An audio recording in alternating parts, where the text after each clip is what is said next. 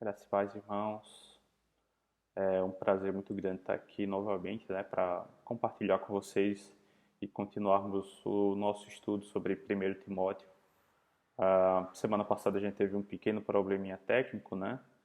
Então a gente está dando continuidade hoje, vai continuar enviando os vídeos semanais sobre o nosso estudo em 1º e 2º Timóteo e Tito. Hoje a gente vai encerrar o capítulo 3, né? Então você já pode ir abrindo a sua Bíblia lá no capítulo 3 de 1 Timóteo. A gente vai ler os versículos, aliás, 14, 15 e 16, ok? E esse é um texto muito interessante. A gente vai ver o quão interessante é esse texto e o quanto que a gente deve ter de cuidado ao lê-lo, né? Então, eu acho que vai ser de grande proveito a gente se deter nesses 3 versículos. Pode parecer pouco, mas existe uma certa complexidade ali dentro desse trecho de 1 Timóteo. Então, é bom que a gente passe realmente um tempo lendo, relendo, checando o que Paulo de fato queria dizer a Timóteo nesse texto, exatamente para que a gente saia sem tantas dúvidas, ou melhor, sem nenhuma dúvida, né? E se houver dúvidas, a gente pode procurar textos correlatos ou textos que consigam explicar melhor, textos referenciais, que expliquem melhor, né? O que Paulo quis dizer aqui. Mas eu acredito que não vai ficar nenhuma dúvida com relação a esse texto. Amém? Paulo aqui, como vocês sabem, está se dirigindo a Timóteo e ele escreve essa carta. A gente sabe que o formato da carta não é assim, dividido por capítulos, versículos, né? A carta é uma carta, é um texto que tem lá início, meio e fim, mas o que dá para perceber das cartas de Paulo é que à medida em que ele vai terminando trechos da sua carta, né, a carta tem trechos, apesar de não ser dividida, subdividida assim como a Bíblia é, mas ela tem trechos, como Paulo mesmo fala a Timóteo, orientações acerca de como a igreja deve se comportar, acerca de como a igreja deve agir. Então, ele vai dividindo ali a sua carta em trechos. E aí no versículo 3, assim como nos versículos anteriores, ele vai meio que fechando, né? Vai arrematando, vai concluindo ali uma etapa daquela carta. E isso fica bastante evidente exatamente aqui nesse capítulo 3. A gente vai ver que Paulo meio que dá uma fechada, uma arredondada ali para exatamente iniciar uma nova rodada de orientações, né? Então, eu queria que você abrisse a sua Bíblia, se ela já não está aberta lá, 1 Timóteo, capítulo 3, dos versículos 14 até o versículo 16. Diz assim o texto: Ainda que alimente a esperança de ver-te em breve, escrevo-te essas orientações. Contudo, se eu demorar, fiques ciente de como as pessoas devem se comportar na casa de Deus, que é a igreja do Deus vivo, coluna e fundamento da verdade. Sem dúvida, grande é esse mistério da fé. Deus foi manifestado em carne, foi justificado no Espírito, contemplado pelos anjos, pregado entre as nações, crido no mundo, recebido acima na glória. Amém, irmãos? Então, não sei se você já conseguiu perceber, mas principalmente o versículo 15, ele tem uma certa complexidade aí, né? À medida em que Paulo ele faz uma afirmação e essa afirmação por muitos é entendida de uma forma um pouco diferente de como deveria ser entendida. E a gente vai estudar exatamente esses 3 versículos e perceber de verdade o que Paulo quis dizer com isso aqui, quais são as afirmações que Paulo faz, por que ele faz essas afirmações. Amém? Então vamos começar a partir do versículo 14, relendo, entendendo melhor qual é o contexto aqui. A gente já viu um pouco desse contexto, né? Mas a gente vai reler para relembrar um pouco do contexto e aí seguir também para os 2 versículos anteriores e fechar o capítulo 3. Então vamos lá do versículo 14. Paulo diz assim a Timóteo: ainda que alimente a esperança de ver-te em breve, escrevo-te essas orientações. Contudo, se eu demorar, fique ciente de como as pessoas devem comportar-se na casa de Deus, que é a igreja do Deus vivo, coluna e fundamento da verdade. Eu já li aqui o 14 e o 15, né? Vamos ficar lá só no 14, que é exatamente essa questão do contexto. Vou ler lá de novo. Ainda que alimente a esperança de ver-te em breve, aliás, escrevo-te essas orientações. E aí a gente viu lá no início, lá no capítulo 1, na verdade, né, quando Paulo introduz essa carta, ele fala, olha, eu estou viajando à Macedônia, né? E aí, provavelmente, quando Timóteo lê essa carta, Paulo já está na Macedônia há algum tempo. E aí Paulo antevendo essa possibilidade de não poder chegar a Éfeso, né? Ele envia essa carta a Timóteo já explicando a ele, olha, eu realmente tenho esperança de conseguir resolver tudo que eu tenho para resolver aqui em breve, né? E chegar aí para te ajudar. Mas é provável, há uma possibilidade, há uma chance de eu não conseguir, né? E se eu não conseguir, então leve em considerações essas orientações que eu estou escrevendo para você que você possa orientar a igreja. A gente precisa lembrar também que Timóteo já era um prodígio quando Paulo conheceu, né? Alguém já muito letrado na palavra de Deus, alguém que tinha uma profundidade muito grande na palavra de Deus. Então, Paulo enxerga Timóteo como um presbítero, né? Como um pastor, como alguém que tem o dom, o chamado para cuidar da igreja, ok? Então Paulo chama Timóteo, né? Como a gente já tem, como já é de ciência nossa, Paulo chama Timóteo para que Timóteo acompanhe em suas viagens, e aí Timóteo ganha experiência, Timóteo começa a ganhar sabedoria, Timóteo começa a ganhar traquejo, né? Ele começa a saber como que se movimenta, como que se forma, como que se organiza, como que se administra uma igreja, né?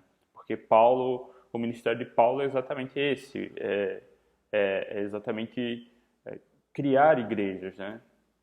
Ou melhor, formar igrejas, trabalhar de forma estruturante na igreja, criar uma liderança para orientar a igreja, para tomar de conta da igreja, enquanto ele vai a outros lugares sendo esse missionário e criando ainda outras igrejas, pregando a palavra do Senhor. Então, Paulo é um missionário de larga escala. Como a gente bem sabe, até hoje não se sabe de um homem que tenha fundado mais igrejas, alcançado mais pessoas assim como Paulo fez nas suas viagens. E aí Timóteo já aprendendo com Paulo, né? Paulo envia exatamente a Éfeso para que Timóteo, na sua falta, pudesse orientar a igreja. Paulo já estava sabendo, inclusive Paulo alerta aos líderes de Éfeso sobre a possibilidade de falsos profetas. Lá em Atos dos Apóstolos a gente também viu isso, né? Paulo alerta aos líderes quando ele constitui ali a liderança de Éfeso. Ele diz, olha, dentre vocês, liderança que está hoje comigo aqui, de onde vão se levantar esses falsos profetas que eu falo. E aí, dito e feito, os falsos profetas se levantam lá em Éfeso, e aí Paulo está em viagem para Macedônia, ele precisa enviar Timóteo. Ele pede, Timóteo, eu preciso que você vá até Éfeso orientar as pessoas. E aí, junto com essa ida de Timóteo a Éfeso, ele envia essa carta a Timóteo com as orientações. Olha, eu quero muito chegar lá a Éfeso exatamente para orientar a igreja, mas eu não sei se eu vou conseguir chegar a tempo. Se eu não conseguir chegar a tempo, por decorrência dessa minha viagem, eu preciso que você leia essa carta, veja quais são as orientações e repasse para aquele povo, porque o negócio lá está complicado. Então esse é o contexto, né? Mais uma vez a gente retornando ao contexto dessa carta aqui de Paulo a Timóteo, né? Que a gente também viu que provavelmente essas seriam, pelas orientações aqui, que não são só a Timóteo, essa também seria uma carta que não seria só para ele, né? Para que ele lesse, para que ele interpretasse as orientações e seguisse as orientações de Paulo. Mas provavelmente essa seria uma carta dirigida também à igreja, porque Paulo também fala abertamente aos irmãos, né? Ele pede para que os irmãos tomem consciência, tenham consciência do estado da igreja, exatamente para que nem todos se percam, né? Para que nem todos caiam na falácia, nas histórias contadas pelos falsos profetas que estavam ali distorcendo a palavra de Deus em benefício próprio, né? É isso que Paulo está dizendo. E então esse é o contexto, vamos dizer assim, geral dessa carta, né? Então esse versículo 14, ele fala exatamente sobre isso. Paulo retoma o motivo pelo qual ele escreve essa carta, aliás, a Timóteo.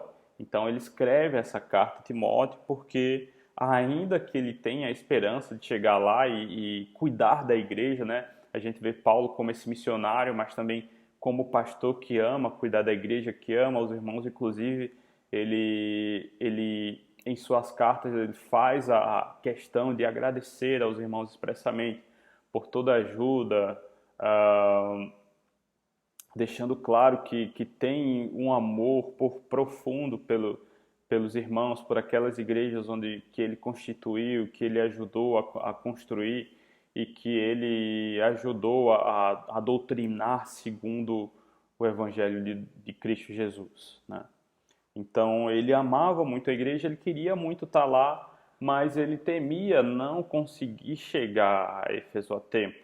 Então ele diz: ainda que eu alimente a esperança de te ver em breve, escrevo-te essas orientações. Escrevo-te essas orientações. Então, ainda que Paulo nutrisse essa vontade de se encontrar com Timóteo, de estar lá com ele em Éfeso, ajudando a igreja, orientando a igreja, descendo a lenha também na igreja, né? Porque a situação naquele tempo era bem complicada, assim como nos tempos de hoje, irmãos. A gente também falou sobre isso, né? A gente está cansado de ver igrejas que são abertas por falsos profetas com falsas doutrinas. E é necessário que exista no tempo de hoje também irmãos como Paulo, né? que não se intimidavam com o tamanho das igrejas, com o poder dos falsos profetas, mas que diziam e apontavam o erro porque estavam debaixo da autoridade do Espírito Santo. E isso precisa ser real. A igreja ela não pode se calar diante de um evangelho fajuto, diante de um evangelho falso, diante de um evangelho que é manco. O evangelho do Senhor Jesus ele não é falso. O evangelho do Senhor Jesus ele não é manco. O evangelho do Senhor Jesus é a verdade. E a verdade só tem um jeito de ser falado, a forma como o próprio Jesus falou. Ela não tem uma segunda interpretação, ela não tem um segundo lado, uma segunda característica. A palavra se Cristo a escreveu daquela forma, ela não dá margem para uma segunda interpretação. Se essa foi a palavra da forma como chegou à igreja do Senhor Jesus, é porque Deus assim quis que ela chegasse à igreja do Senhor Jesus. E não há dubiedade, ambiguidade, não há discordância, não há. O que há são as pessoas que não são guiadas pelo Espírito Santo, entendendo ou tentando entender a palavra que só pode ser discernida por aqueles que foram despertados pelo Espírito Santo, aqueles que têm olhos de ver e ouvidos de ouvir. Esse é o grande problema. A palavra de Deus ela não pode ser entendida por alguém que não tenha sido despertado pelo Espírito Santo. Se alguém com a segunda intenção, com a má intenção, ou se alguém que não foi despertado pelo Espírito Santo tentar entender a palavra de Deus, ele não vai conseguir. O máximo que ele vai conseguir é fazer como os falsos profetas fizeram. Torcer a palavra em benefício próprio. Ou dizer, eu acho que é assim que a palavra diz. Não é eu acho que é assim que a palavra diz. Aqueles que são chamados, que são despertados pelo Espírito Santo, que têm olhos e ouvidos de ouvir, entendem o que o próprio Cristo fala à sua igreja através da sua palavra. Entendem o que o Deus Pai fala à sua igreja através da sua palavra. Amém? Então vamos dar prosseguimento no nosso estudo. Versículo 15 diz assim: Contudo, se eu demorar, fique ciente, aliás, de como as pessoas devem comportar-se na casa de Deus, que é a igreja do Deus vivo, coluna e fundamento da verdade. E aí, para alguns, a grande questão desse texto está exatamente aqui. Paulo faz uma afirmação. Ele fala aqui, que é a igreja do Deus vivo, coluna e fundamento da verdade. Que é a igreja do Deus vivo, coluna e fundamento da verdade. E aí, talvez, para alguns, Paulo esteja dizendo assim, poxa, então a igreja é coluna e fundamento da verdade, a igreja é base, a igreja é o pilar, né? A igreja é algo imprescindível. A igreja tem um poder enorme porque Deus constituiu a igreja desse jeito. Então é isso aqui. A igreja é algo que tem um poder gigantesco ali e de fato, nada pode prevalecer contra a igreja, né? A gente vai entender isso. Tem uma certa verdade aqui, mas isso vai depender se quem está lendo esse texto tem olhos de ver, ouvidos de ouvir, aliás, ou se ela está tentando torcer a palavra para massagear o ego, né? Existem esses que podem entender, poxa, eu faço parte da igreja, se a igreja é o pilar, eu também sou o pilar. E não é bem assim, irmãos, a gente sabe que não é assim. Nós somos pecadores falhos, corruptíveis. Como é que alguém que é extremamente corruptível vai ser pilar de alguma coisa? Porque não entenda de uma forma errada. A igreja somos nós. A igreja é o povo em todo o tempo, no passado, presente e futuro, que foi chamado pelo Senhor Jesus Cristo. A igreja é o conjunto dos salvos de antes, de agora e de amanhã. Essa é a igreja. Então a igreja é formada por pessoas corruptas, por pecadores, que são pecadores, mas estão debaixo do sangue do Cordeiro. Por isso Deus a enxerga como salvos, como tocados pelo Espírito, como remidos pelo sangue do Senhor. Deus nos vê a partir desse prisma que é o sangue de Cristo, que é o sacrifício de Cristo. Mas a igreja é formada por pecadores. Então, como que uma igreja que é formada por pecadores pode ser pilar de alguma coisa? Pode ser coluna de alguma coisa? Pode ser fundamento da verdade?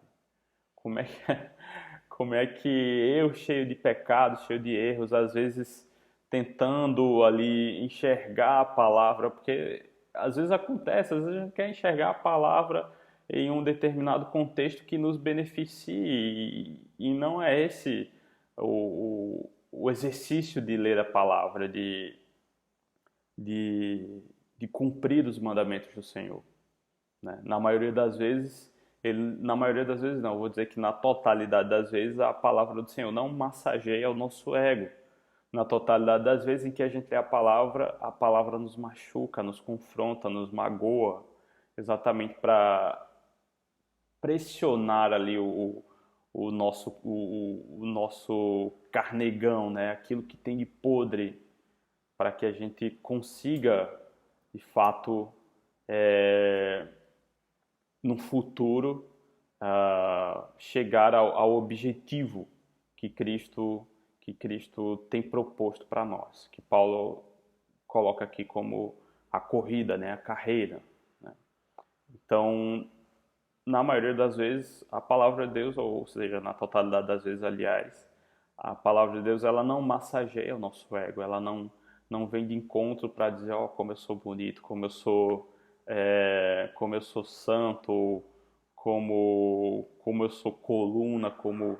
Não, a palavra de Deus diz, cara, você é podre por dentro, você é um sepulcro caiado, você precisa se consertar em um determinado ponto, porque você está pecando. Então, na totalidade das vezes, quando Deus fala conosco, salvo aquelas vezes em que, sim, Deus nos conforta, Deus traz a palavra de ânimo, de cura, e sim. Mas, na maioria das vezes, quando a gente fala de confronto, quando a gente lê a palavra, de fato, é uma palavra de arrependimento, de confronto, de mudar de direção, para que a gente consiga chegar ao fim dessa carreira. Não tenha dúvidas disso. Quando a palavra nos magoa, quando a palavra nos machuca, quando ela vem de encontro a nós, não é para destruição. É para que a gente continue seguindo ao chamado que Cristo nos propôs e para que a gente chegue até o fim e possa receber a coroa da própria mão do Senhor. Amém? Então, por que Paulo faz essa afirmação aqui? Então, se de fato nós não somos coluna, se a igreja de fato é formada por pessoas que são pecadoras, por que Paulo afirma que a igreja é coluna e fundamento da verdade? Paulo está ficando doido aqui? Paulo está se contradizendo? O que Paulo está dizendo aqui? Né? Primeiro a gente precisa ter a ideia, a noção de que Paulo ele não entraria em contradição. Né? Eu peço que você já abra sua Bíblia lá em Atos. Atos, o capítulo 17, aliás. Atos, capítulo 17. E a gente vai entender se Paulo tinha noção do que ele estava falando. Né? Atos, capítulo 17, só o versículo 25. A gente vai ver uma afirmação aqui de Paulo que basicamente já desmente essa ideia de que ele entendia a igreja como pilar da verdade. Né? Então, Atos capítulo 17, versículo 25 diz assim: Ele também não é servido pelas mãos de homens, como se precisasse de algo. Portanto, ele mesmo concede a todos a vida, o fôlego e supre todas as demais necessidades. Amém? Eu vou ler mais uma vez para que a gente consiga entender melhor. Ele também não é servido pelas mãos dos homens, como se precisasse de algo. Porquanto ele mesmo concede a todos a vida, o fôlego e supre todas as nossas demais necessidades.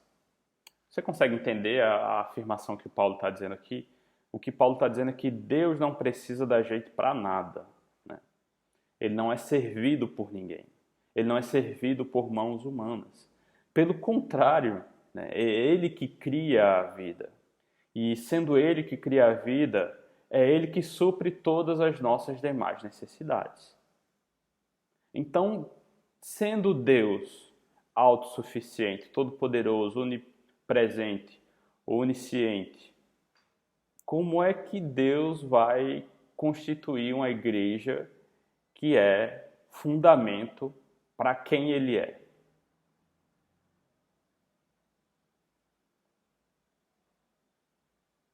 Deu para entender? Então, o Paulo está afirmando aqui que não, vocês entenderam errado. Olha, Se você acha que Deus precisa ser servido por homens, se você acha que Deus precisa de alguma coisa dos homens, se você acha que eu posso ser de serventia a Deus de alguma forma, você está redondamente enganado. Deus não precisa disso. Deus não precisa de mim. Deus não precisa de um pecador para ajudá-lo a fazer alguma coisa. Deus não precisa. Deus não precisa de mim. Então, o que Paulo quer dizer lá em 1 Timóteo, capítulo 3, versículo 15, como a igreja sendo o pilar da verdade, né?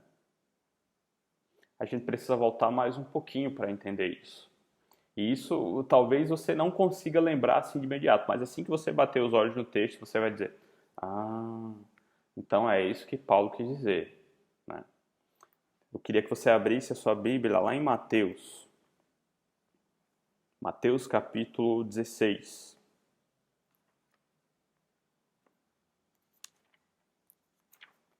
Mateus capítulo 16. Versículo 14.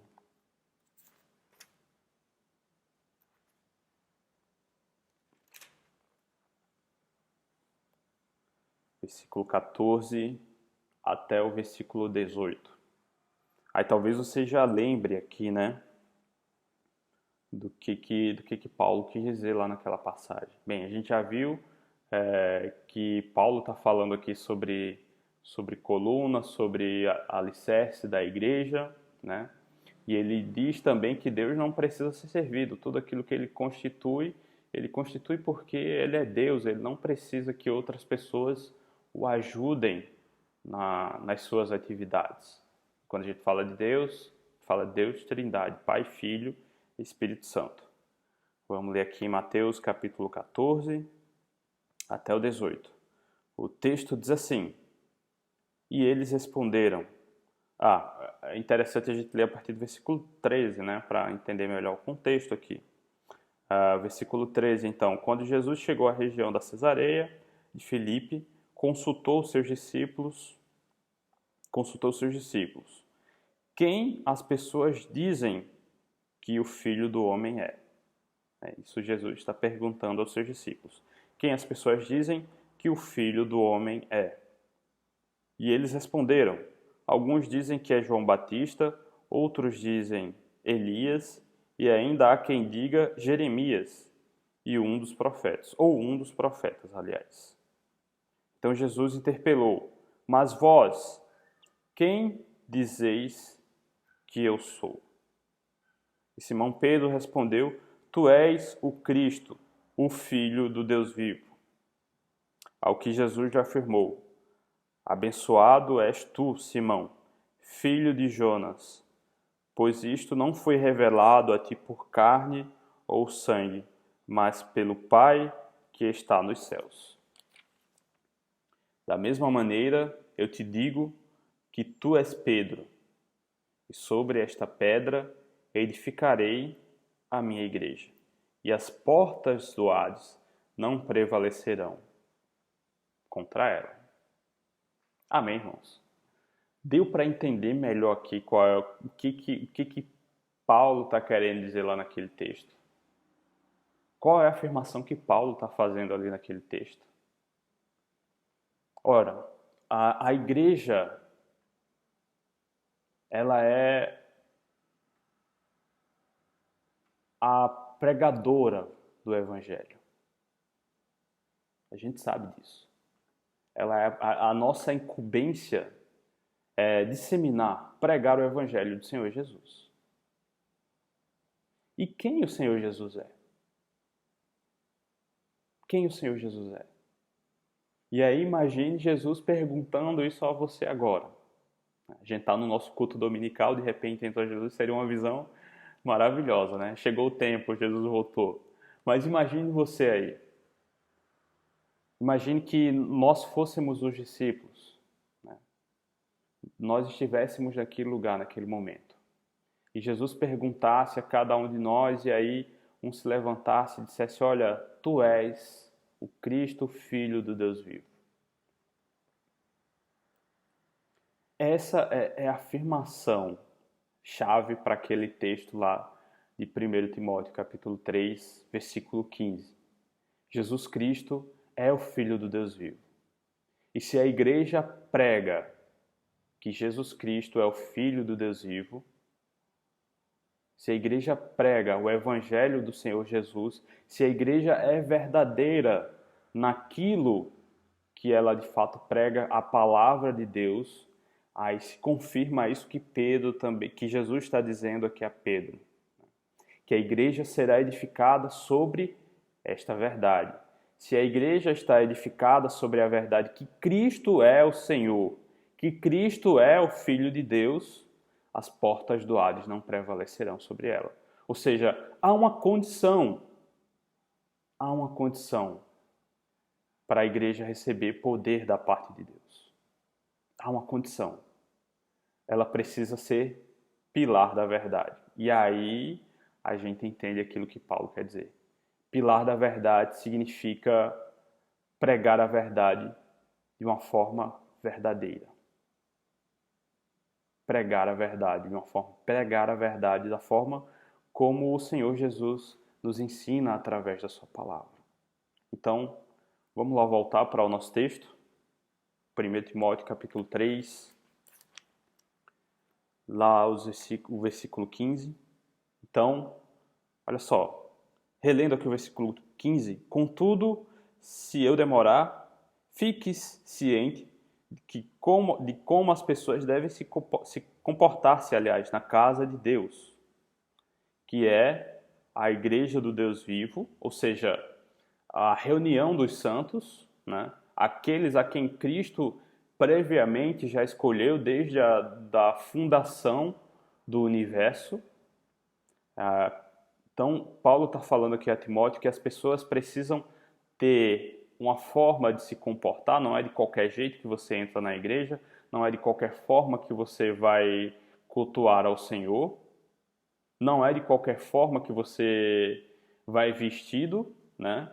Não é de qualquer forma que você vai ler a palavra, não é de qualquer forma que você vai orar, não é de qualquer forma que você vai falar.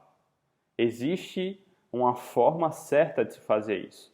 E isso a palavra nos ensina, ok?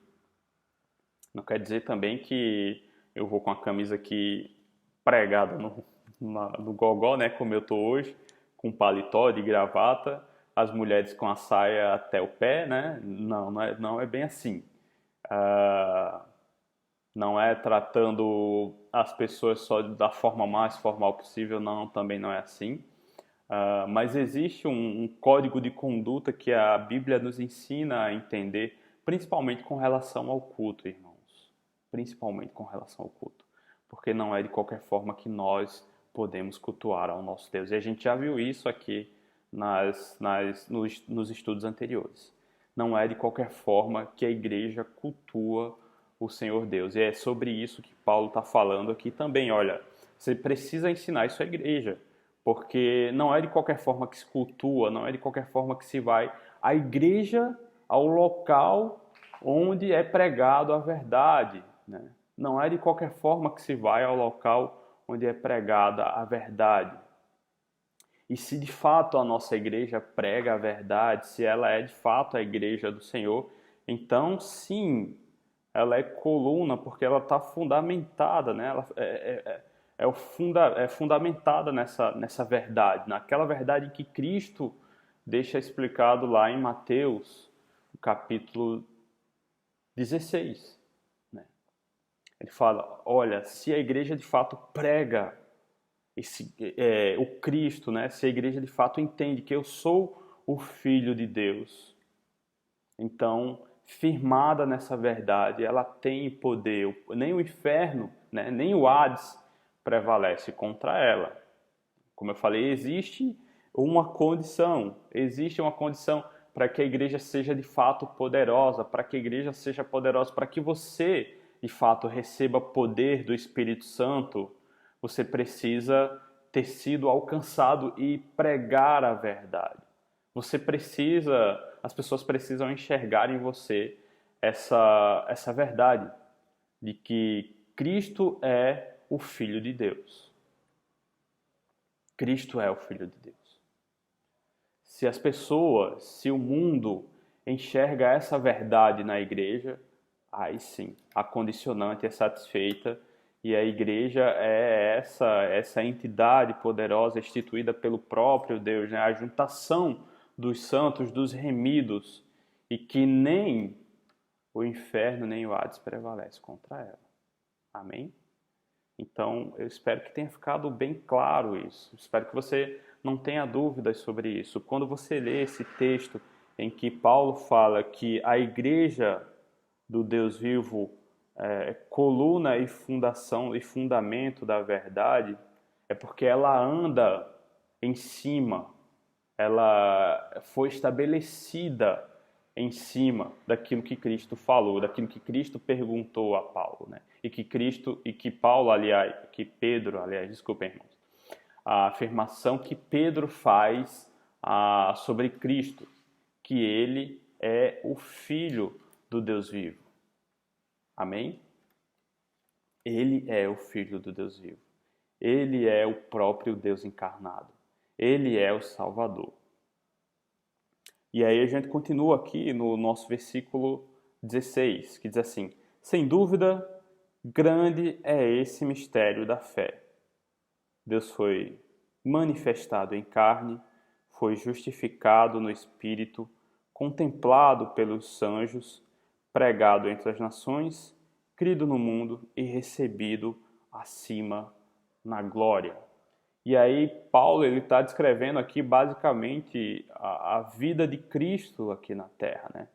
Ele fala que grande é esse mistério da fé. Deus foi manifestado em carne. Quem é Deus manifestado em carne? O próprio Jesus Cristo. O próprio Jesus Cristo é o Deus manifestado em carne. Quer ter certeza disso? Cristo é o Deus manifestado em carne? É, sim. Você pode abrir lá Filipenses, o capítulo 2. Filipenses, o capítulo 2 fala sobre isso. Filipenses, capítulo 2, versículo 6. Filipenses, capítulo 2, versículo 6 diz assim: o qual, tendo plenamente a natureza de Deus, não reivindicou o ser igual a Deus, mas pelo contrário, esvaziou-se de si mesmo, assumindo plenamente forma de servo e tornando-se semelhante aos seres humanos. Ou seja, Deus, sendo Deus, ele não veio à terra como Deus. Ele assumiu forma de homem. Ele assumiu forma de homem. Ou seja, aquilo que Paulo está falando aqui, Deus foi manifestado em carne. Deus não é carne, irmãos. Deus não é carne. A carne ela é consumida, como a própria Bíblia fala, quando eu morro, quando eu morrer, aliás, quando eu morrer eu retornarei ao pó dessa terra. A carne ela é uma matéria que é consumível, que apodrece e que volta para a própria terra. Então Deus, esse Deus que é infinito, que é imortal, ele assume forma humana, ele assume essa forma carnal, essa forma que morre, essa forma que se decompõe, essa forma que volta à terra. Ele assume essa posição de servo, ele assume uma posição inferior, ele assume uma posição de igual com aqueles que são criação. Amém? Então, grande é esse mistério. Grande é esse mistério. Então, ele foi justificado no Espírito. A gente lembra essa passagem também lá quando João Batista ele fala, né? Olha, adivinha aquele que eu não sou digno nem de amarrar as sandálias dos seus pés. E mais tarde Jesus vai até ele e ele batiza Jesus, né, nas águas do rio. E aí vem o Espírito Santo, desce em forma de pomba, né? E chega ali bem próximo a Jesus sobre a cabeça dele. E aí há uma voz, né, que é a voz do próprio Deus, dizendo: esse é o meu filho em quem tenho prazer. Ou seja, naquele momento, o próprio Jesus é justificado pelo Espírito Santo. Entende o que Paulo está falando aqui? Que Jesus ele passa também por essa etapa que deveria ser uma etapa guardada só para os seres humanos, mas Jesus assumindo forma de homem, ou seja, Jesus, o próprio Deus sendo carne, precisa também ser justificado pelo Espírito Santo. Então, ele é batizado e aí o Espírito Santo testifica naquele momento que ele é filho de Deus. O Espírito Santo vem, desce, assumindo uma forma como de uma pomba, né? E a voz do próprio Deus é ouvida naquele lugar, afirmando que Jesus Cristo é o Filho de Deus, em quem Deus tem prazer. E aí, contemplado pelos anjos, pregado entre as nações, crido no mundo, recebido acima na glória. E aí, Filipenses, que é esse trecho que a gente vai estar lendo aqui, Filipenses do 6 até o 11, ele continua dizendo aqui a partir do versículo 9. Olha só que interessante. Por isso, Deus também o exaltou sobremaneira mais elevada posição e lhe deu o nome que está acima de qualquer outro nome. Aí segue. Para que ao nome de Jesus se dobre todo o joelho dos que estão nos céus, na terra e debaixo da terra, e toda a língua confesse que Jesus Cristo é o Senhor, para a glória do Deus Pai. E aí é exatamente o que Paulo fala aqui, olha, ele foi contemplado pelos anjos, pregado entre as nações, crido no mundo e recebido acima na glória. Cristo até hoje é pregado em todos os lugares do mundo. Talvez alguns com menos alcance, alguns com mais alcance, como é o nosso próprio país. Mas isso que Paulo está falando aqui é real, irmãos. Cristo, o próprio Deus, se fez carne, assumiu forma de homem, foi justificado pelo Espírito Santo, contemplado pelos anjos, pregado entre as nações, como o próprio texto de Filipenses fala, para que ao nome de Cristo todo o joelho se dobre, toda a língua confesse que Jesus Cristo é o Senhor, para a glória do Deus Pai. Amém. Então, não há dúvidas aqui nesse texto. Não há ambiguidades, não há contrário nesse texto. O que Paulo está falando é algo certeiro, é algo certo. E ele confirma essa palavra, aliás, é confirmada se a gente checar outros trechos da palavra de Deus que vão colaborar, fortalecer a ideia que Paulo está passando aqui. Quando ele fala sobre esse mistério, quando ele fala sobre a igreja ser a coluna e fundamento da verdade. A igreja é de fato coluna e fundamento da verdade se ela permanece na verdade. No momento em que a igreja deixa de ser coluna, deixa de andar na verdade ela deixa de ser isso. Ela deixa de ser coluna e fundamento. Porque o que torna de fato, segundo a ideia que Paulo passa aqui nesse texto, o que torna a igreja coluna e fundamento da verdade? É exatamente ela pregar que Cristo é o Filho do Deus vivo. Cristo é o Filho do Deus vivo. Cristo é o Salvador. Cristo é o Redentor. Cristo é o Salvador autossuficiente. Só basta Ele, só basta Ele.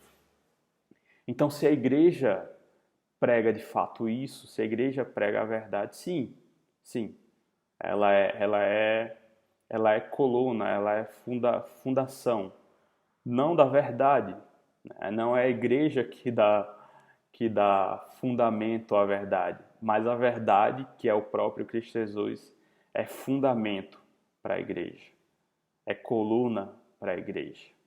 Amém? Se a igreja de fato está fundamentada nessa verdade, sim, aí sim a igreja ela pode ser considerada como sendo essa entidade que é de fato vista pelas pessoas como representantes, dessa verdade que é Cristo Jesus. Como o próprio Cristo fala, eu sou o caminho, a verdade e a vida. Se ele é o caminho, a verdade e a vida, a igreja não é fundamento da verdade. O Cristo é o fundamento da verdade. O Cristo é o fundamento da verdade. A igreja, por ser essa reunião dos salvos que creem no Cristo, no Deus vivo, que creem na verdade, por tabela as pessoas enxergam a verdade através dela. Amém. Espero que vocês tenham entendido o que Paulo quis dizer com esse texto. Espero que vocês entendam que, de fato, nós não somos colunas, nós não somos alicerces. Cristo é a nossa coluna, Cristo é o nosso alicerce. E se nós andamos firmados nessa verdade que Cristo é a nossa coluna, que Cristo é o nosso alicerce, que Ele... Desculpem. Que Ele é essa verdade, então as pessoas podem ver através de nós essa verdade. Amém? Então gostaria de agradecer pela oportunidade de compartilhar essa palavra com vocês. E eu espero que vocês tenham entendido. Se não entenderam alguma coisa, não consegui entender bem, envie um WhatsApp para mim, vocês têm o meu número, ou envie a mensagem. Eu posso...